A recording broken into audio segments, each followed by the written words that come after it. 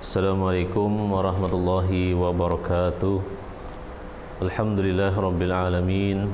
Wabihi nasta'ina ala umuri dunya waddin. Wassalatu wassalamu ala asyrafil anbiya'i wal mursalin sayyidina wa maulana Muhammadin wa ala alihi wa sahbihi ajmain. Subhanaka la ilma lana illa ma 'allamtana innaka antal alimul hakim. Wala haula wala quwwata illa billahil aliyyil azim. Qala al-musannif rahimahullahu ta'ala wa nafa'ana bi ulumihi fid darin amin. Baik, kita akan menyambung lagi pembelajaran kita pada pertemuan yang ke-8 ini. Jadi dihimbau kepada seluruh santri agar setelah selesai menyimak, lalu tolong diisi di komentar, di kolom komentar, nama, kemudian alamatnya yang lengkap. Jadi nanti kalau ada penilaian yang akan diberikan kepada para santri, jadi yang kita nilai yang hanya memberikan namanya tersebut. Bagi santri yang tidak mengisi kolom, berarti dianggap tidak hadir, kemudian dianggap tidak mengikuti pembelajaran.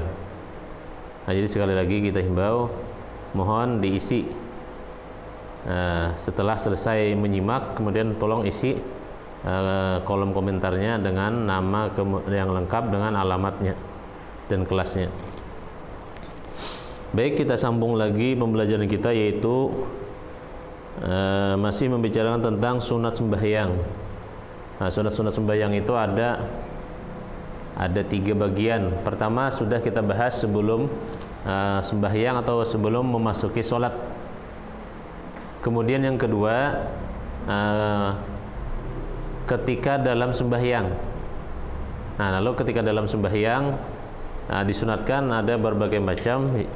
Kemudian setelah selesai sembahyang, sesudah sembahyang pun masih ada sunat-sunat yang disuruh kita untuk mengerjakannya.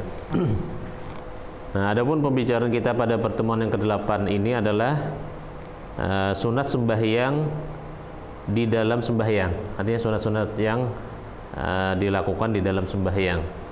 Jadi perlu kita perhatikan supaya pahala kita banyak kita dapatkan.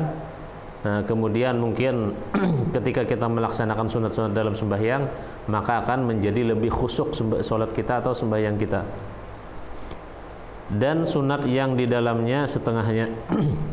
Silakan ikuti halaman 19 alinea ke-4. 1. Mengangkat 2 tangan pada 4 tempat tersebut. Mengangkat 2 tangan pada 4 tempat tersebut. Artinya ketika takbiratul ihram kita mengangkat sampai 2 telinga kita. Seperti ini. Allahu Akbar. Menghadap kiblat. Condong sedikit, direnggangkan. Jangan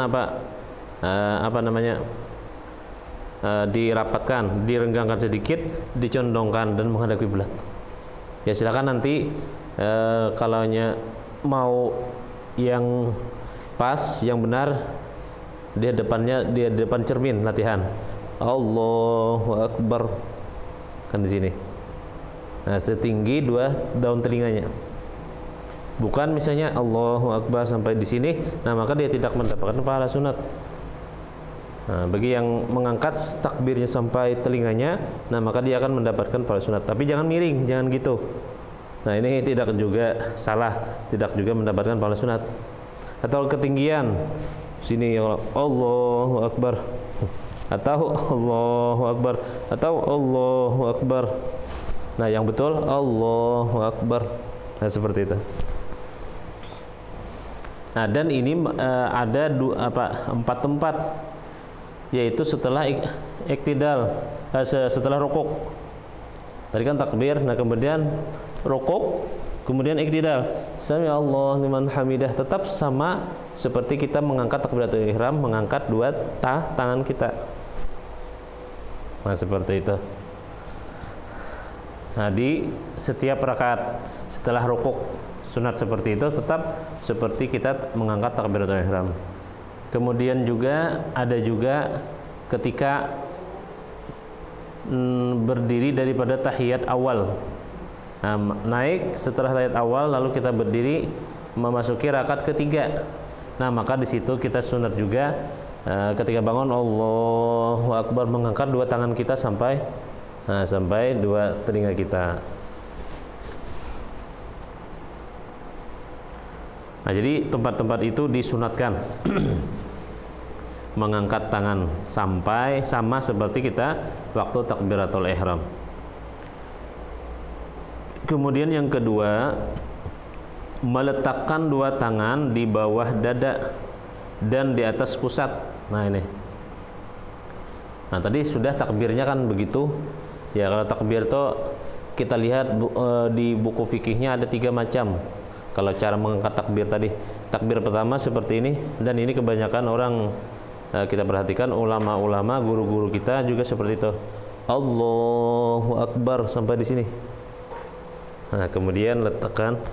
Nah, cara pertama, takbir pertama. Yang kedua, sunat masih sunat. Nah, diangkat sampai di sini dulu, baru takbir. Allahu Akbar. Nah, di sini barnya. Yang pertama tadi kan di atas. Nah, terus yang kedua dari sini. Allahu Akbar, barnya di sini. Nah, yang ketiga dari mengangkat sudah Bapak mengucap takbir. Allahu Akbar sama di sini. Nah, tapi dari mengangkat. Nah, silahkan lakukan takbir tadi dari salah satu yang 3 tadi. Nah, kalau kita laksanakan maka akan mendapatkan pahala sunnah. Itu cara takbir, 3 macam cara takbir yang diajarkan. Nah, kemudian yang kedua, meletakkan 2 tangan di bawah dada. Nah, jadi ini dada kita, ini pusat kita. Ini dada, ini pusat. Nah, lalu diletakkan seperti ini. Ya, genggamannya seperti ini. Menggenggam lengan sebelah kiri. Nah, seperti ini. Nah, sini. Nah, atau yang lebih jelasnya seperti ini. Ya, genggamannya. Tangan kanan menggenggam tangan kiri. Nah, agak agak ke sebelah kiri sedikit. Jangan pas di tengah-tengah. Nah, sebelah kiri. Nah, ini dada, ini pusat. Nah, jadi antara dada dan pusat seperti ini. Ya, meletakkan tangan tadi. Ada juga yang meletakkan seperti ini. Nah, ini dalam mazhab kita tidak mendapatkan pahala sunnah, tapi di sini. Nah, tapi ada juga yang di bawah misalnya gitu. Nah, di bawah pusat, maka dia pun tidak mendapatkan pahala sunat. Apakah sah sholatnya? Sah, tapi pahala sunat tidak didapatkannya. Nah, jadi meletakkannya seperti ini. Nah, ini pun kalau yang tidak belajar banyak yang salah meletakkan tangannya tadi. Artinya dalam artian bisa ke bawah, di tengah, ke sebelah kanan, ke sebelah kiri. Terlalu apa nih? Nah, gitu. Terlalu miring. Semestinya sedikit aja dari tengah. Nah, seperti itu. Seperti ini. Kemudian yang ketiga, memandang kepada tempat sujud. Nah, setelah takbir, nah, Allahu Akbar. Nah, lalu mata kita, pandangan kita hanya tertuju kepada tempat sujud sambil kita membaca Fatihah, kemudian surah dan lain sebagainya. Nah, jadi tempat sujud jangan sampai mata kita misalnya melihat ke sebelah kiri atau ke kanan. Kenapa? Karena hukumnya makruh dan nanti bisa mengakibatkan sholat kita tidak khusyuk lagi. Nah, karena mata kita. Jadi perlu dalam sholat itu menjaga mata kita. Arahkan ke tempat sujud. Ya, kemudian Yang keempat, membaca doa iftitah. Nah, sebelum membaca Fatihah, rakaat pertama sunat membaca doa iftitah. Ini pun disunahkan. Kadang banyak orang yang tidak membaca doa iftitah padahal hafal, tapi karena misalnya malas, nah maka dia tidak mendapatkan pahala sunnah. Rugi. Apalagi misalnya dalam sehari lima kali kan kita melaksanakannya, tidak pernah membaca doa iftitah. Nah rugi. Jadi kita baca sebelum membaca Fatihah tadi doa iftitah. Kan pasti hafal sudah doa iftitah. Nah, baca supaya pahala sembahyang kita lebih banyak. Kemudian yang kelima, membaca a'udzubillah. Nah, membaca a'udzubillah sebelum membaca Fatihah. Nah, jadi sudah membaca doa iftitah. Nah, kemudian membaca Fatihah, ingat sebelum membaca Fatihah membaca ta'awuz atau a'udzubillah. Ya, membaca a'udzubillah sampai akhir a'udzubillahi minasyaitonirrajim. Nah, lalu sambung bismillahirrahmanirrahim. Pada tiap-tiap hendak membaca Fatihah, nah, dalam setiap rakaat sembahyang wajib atau sembahyang fardu, nah disunatkan membaca a'udzubillah. Ya, kemudian yang keenam, membaca amin sehabis Fatihah. Nah, lalu apabila misalnya imam membaca Fatihah, kemudian sudah Fatihah tadi waladhdallin. Nah, lalu kan amin. Jangan terlalu panjang aminnya. Disunatkan di situ cukup 2 harakat. Nah, barisnya 2 harakat. A-nya 2 harakat dan minnya pun 2 harakat.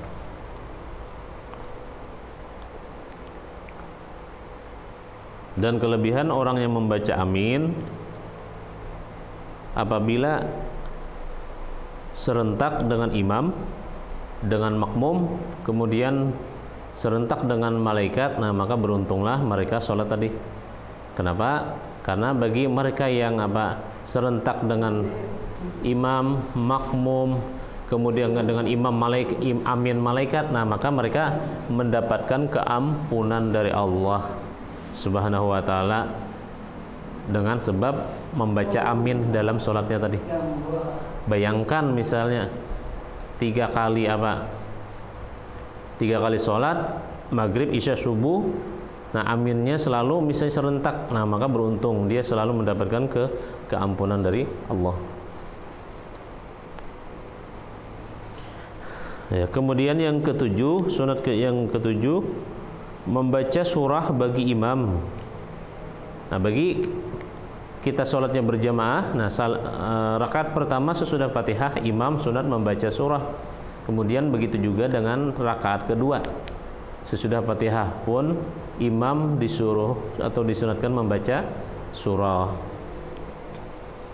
Nah, atau sendirian pada 2 rakaat permulaan. Nah, baik itu kita sholatnya dengan imam ataupun kita sholatnya sendirian pun tetap disunatkan membaca surah di rakaat pertama dan kedua sesudah Fatihah.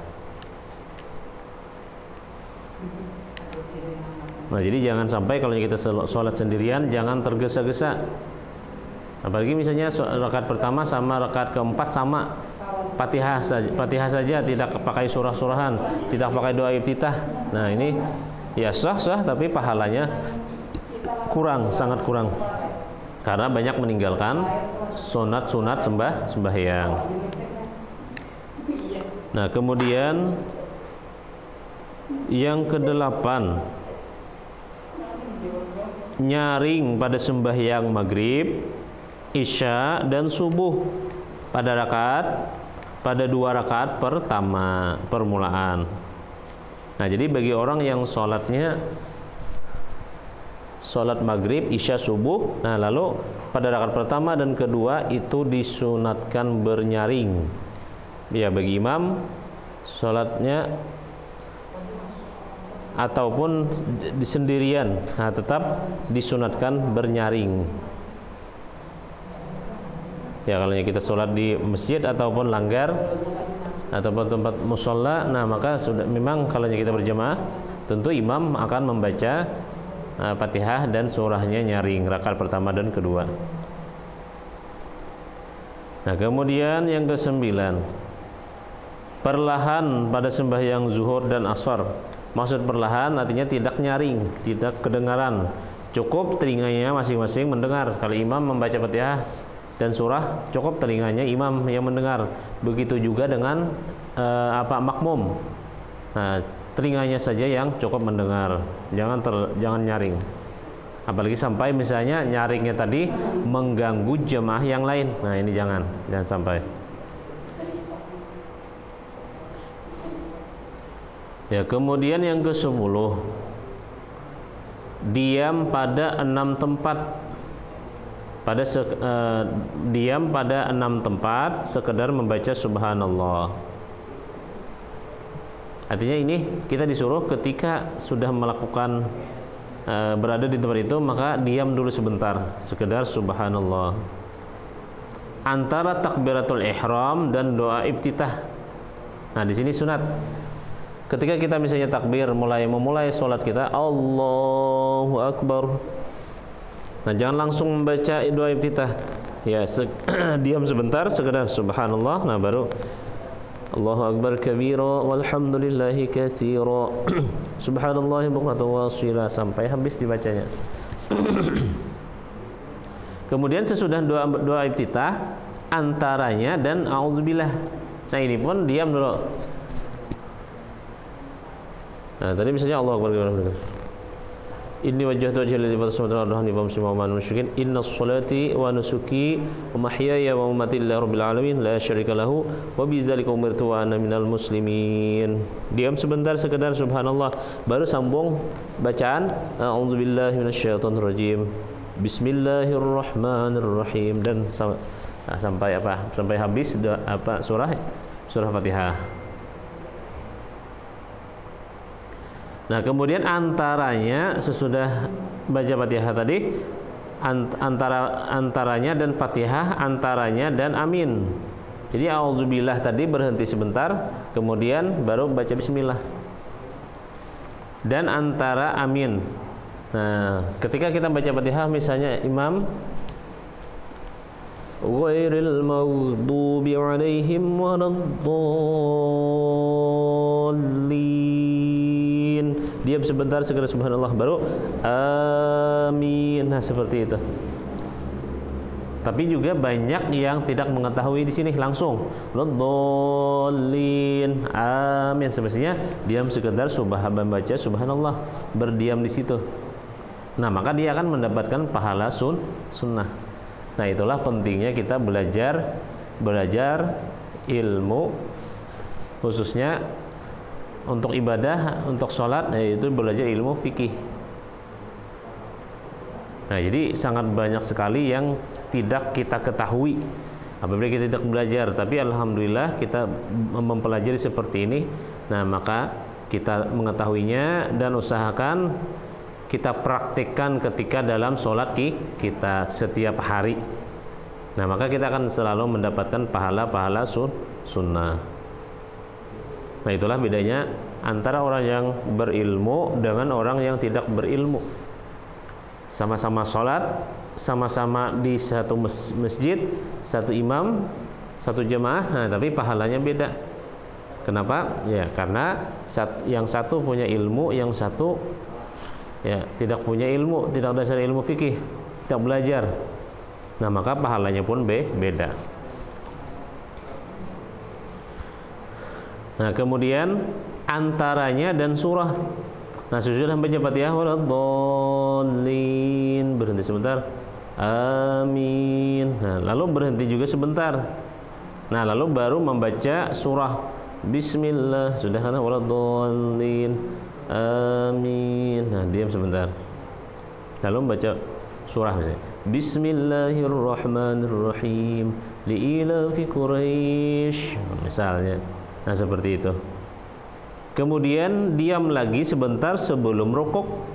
Setelah selesai membaca surah tadi, selesai misalnya kan Al-Quraisy tadi. فَلْيَعْبُدُوا رَبَّ هَذَا الْبَيْتِ الَّذِي أَطْعَمَهُم مِّن جُوعٍ وَآمَنَهُم مِّنْ خَوْفٍ. Diam sebentar, jangan langsung sujud, jangan langsung rukuk. Kemudian sekedar subhanallah, subhanallah. Tidak perlu dibaca subhanallahnya, itu sekedar itu. Diamnya sekedar membaca subhanallah berapa detik itu. Jadi kita setelah selesai misalnya membaca surah, nah lalu diam sebentar sekedar membaca subhanallah.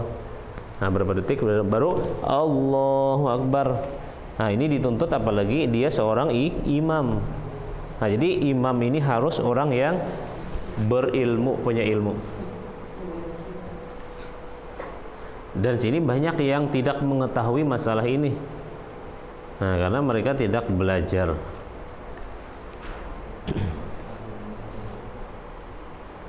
Ya, kemudian yang ke-11, membaca tasbih rukuk 3 kali dan menghantarkan 2 telapak tangan kepada lutut ketika rukuk.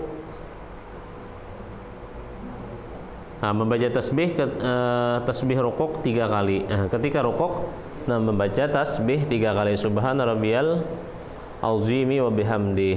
Diulang itu sampai 3 kali. Sunat hukumnya.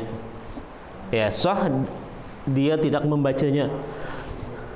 Nah, tapi pahala sunat tidak didapatkannya karena apa? Meninggalkan itu. Nah, misalnya ada orang sholat tapi tidak membaca bacaan rukuk. Nah, sah bacaannya karena rukuk itu saja rukun fi'li yang wajib. Kalau bacaannya sunat saja. Tapi walaupun sunat tetap kita kerjakan. Dan menghantarkan 2 telapak tangan kepada lutut kaki ketika rukuk. Nah, jadi lutut tangan kita memegang lutut kita ketika ketika rukuk. Nah, dipegang seperti ini. Bukan seperti ini pegangannya, tapi seperti ini. Sebelah kanan dan kiri. Nah, dipegang.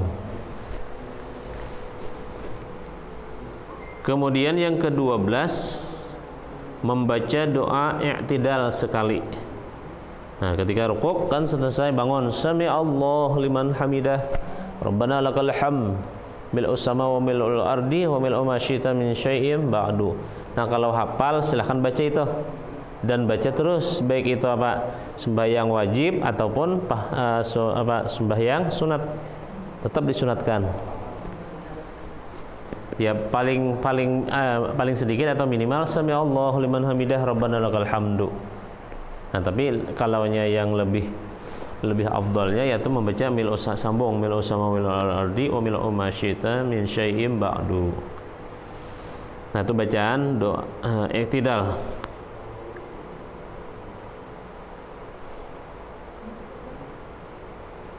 Ya, kemudian yang ke-13 membaca doa kunut pada i'tidal rakaat kedua sembahyang subuh. Nah, kalau di sholat subuh rakaat kedua setelah i'tidal sami Allahu liman hamidah Rabbana lakal hamdu wa mil'u ma syi'ta min syai'in ba'du. Lalu mengangkat 2 tangan berdoa, membaca doa kunut. Nah, apa doa kunut? Allahumma hdini fiman hadait. Bukan bacaannya Allahumma hdini fiman hadait. Salah. Hanya tidak panjang, tidak pakai alif, hadait. Nah, langsung. Nah, lalu baru yang kedua wa'afini fiman afait. Lalu baru panjang. Kalau hadait salah. Yang benar hadait, tidak panjang atau tidak ada alifnya. Dan sebagian orang ada yang membaca salah. Ya mungkin perlu diperbaiki. Dan mungkin juga fatal akibatnya apa? Ketika kita membaca doa kunut karena salah mungkin bisa doa tadi tertolak atau merubah makna daripada tujuannya. Kalau Allahumma hdini fiman hadait, ya Allah berilah aku petunjuk. Nah, tapi kalau misalnya Allahumma hdini fiman hadait, nah beda apa misalnya artinya. Nah, jadi benar-benar ketika membaca bacaan sembahyang benar-benar perhatikan bacaan pendek panjangnya. Nah, jangan sampai salah. Nah, jadi membaca kunut pada rakaat kedua sesudah iktidal pada sholat subuh. Nah, tidak misalnya dia tidak memakai sunut, tidak memakai kunut, atau tidak berdoa sesudah iktidal pada rakaat kedua di sholat subuh. Nah, sah sembahyangnya, tapi pahalanya kurang. Bukannya tidak sah, sah saja, karena itu sunat hukumnya.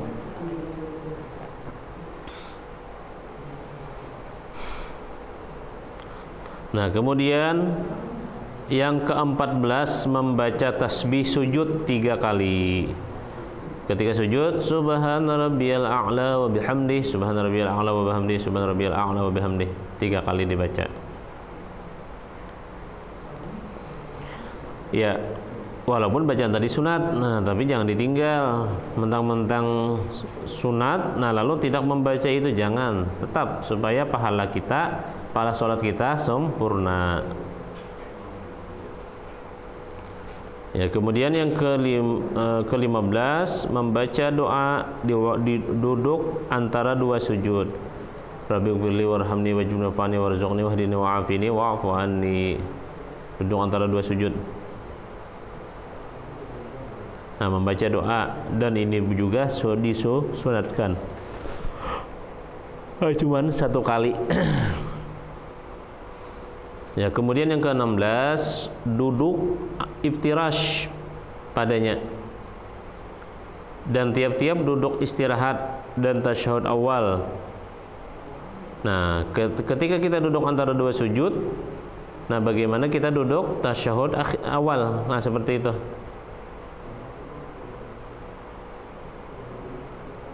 Ya, seperti kita tasyahud awal. Nah, seperti itu juga apabila kita duduk antara 2 sujud, rakaat pertama sampai rakaat keempat. Dan duduk tawaruk pada tasyahud akhir. Ya, kalau duduk iftirash itu kaki sebelah kaki kita dilipat, kemudian nih telapak kaki kiri kita duduki, kemudian kaki kanan ditegakkan bagian belakangnya. Nah, itu namanya duduk iftirash. Tapi kalau duduk tahiyat akhir, nah itu duduk tawaruk namanya. Disunatkan, bahkan di sini ada dikatakan adalah rukun daripada rukun sembahyang duduknya, tasyahud akhir dan duduknya. Nah, itu. Nah, jadi duduk tawaruk.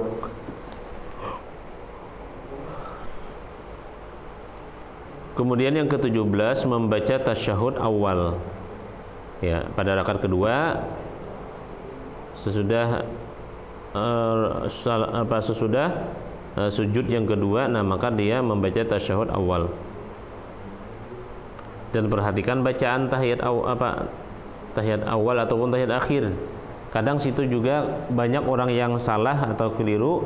Kenapa? Karena mereka tidak membaca teks aslinya. Ya, dia hafal, nah, tapi kadang makhrajul hurufnya salah, kemudian tasydidnya kurang, panjang pendeknya kurang. Nah, ini bahaya. Nah, banyak orang membaca at-tahiyatul. Nah, padahal salah. Yang benar at-tahiyatul. Nah, at-tahiyatul.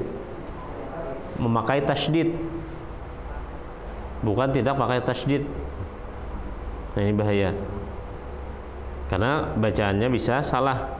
Kalau salah, nah fatal nantinya. Nah, kemudian yang ke-19 menghantarkan tangan pada lutut ketika duduk tasyahud serta menggenggamkan kanannya selain daripada telunjuknya. Nah, ketika kita berada tasyahud awal, misalnya kan seperti ini lututnya. Nah, begitu. Ini digenggam dan ini ditelunjuk, kita ditunjuk gitu. Nah, dan ini jangan lebih lewat pada bagian lutut bagian bawah. Jangan sampai seperti ini. Nah, ini tidak mendapatkan pahala sunat. Yang sunatnya seperti ini. antara telunjuk dengan ini lutut kita sama persis satu sejajar pada waktu tasyahud awal, kemudian pada waktu tasyahud akhir pun seperti itu juga. Nah, kemudian yang ke-20, dan mengangkatnya pada ketika mengucap illallah.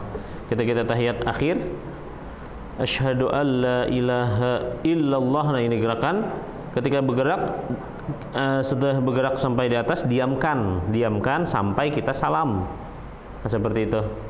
Jangan bergerak sedikit lalu kembali lagi, tidak.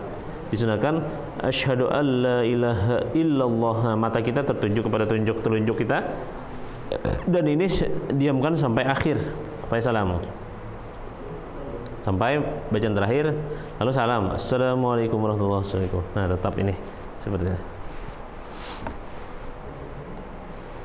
Nah, kemudian yang ke-21, yang terakhir, khusyuk, yaitu hadir hati dengan memikirkan apa yang dibacanya serta tetap segala anggota. Artinya dalam sholat tadi jangan banyak bergerak, satu. Kemudian kecuali perlu, artinya jangan banyak bergerak dalam sholat kecuali perlu. Kalau yang ada perlu, kita bisa menahan tidak bergerak, ya jangan bergerak. Kemudian yang kedua, ya kita konsen dengan apa yang kita baca. Ya kalau perlu kita tahu maknanya. Allahu Akbar, Allah yang besar. Sami Allahu liman hamidah.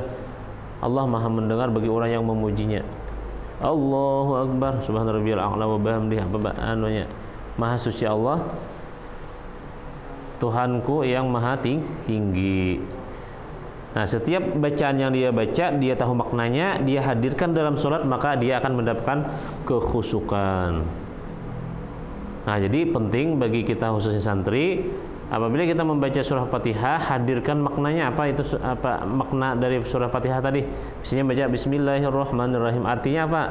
Alhamdulillahirabbil alamin. Nah, hadirkan maknanya ketika membaca itu, maka sholat kita akan menjadi lebih khusyuk daripada biasanya.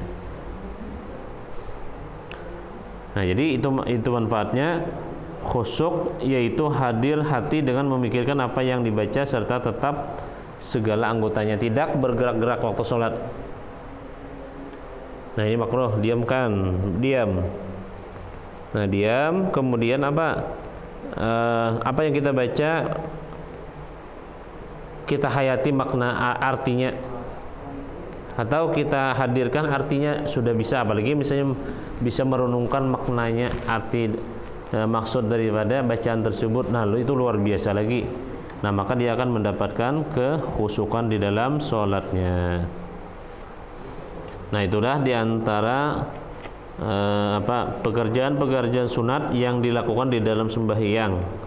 Jadi jangan sampai kita meninggalkan walaupun hanya satu daripada yang 21 ini yang disebutkan di sini.